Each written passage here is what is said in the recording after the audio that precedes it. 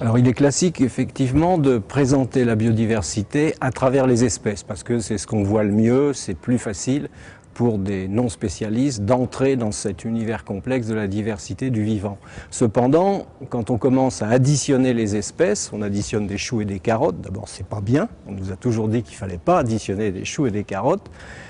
et on finit par être obsédé par le nombre, la quantité, ce qui augmente, ce qui diminue, et on perd de vue que derrière ces espèces, ce sont des êtres vivants, et que, par définition, tout être qui vit interagit avec son environnement, interagit avec les autres espèces, et donc je ne dirais pas qu'il ne faut pas utiliser les espèces comme référence pour décrire la biodiversité, mais si on veut en comprendre la vie profonde,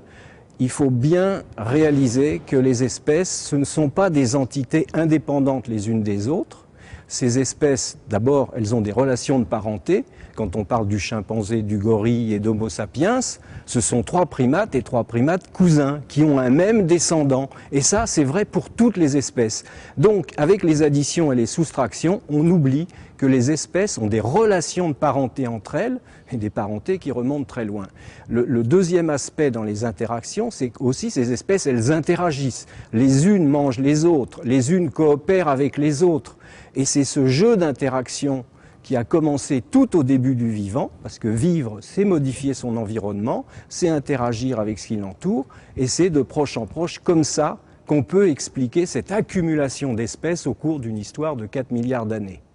Et le troisième élément pour lequel je pense que la focalisation sur le nombre,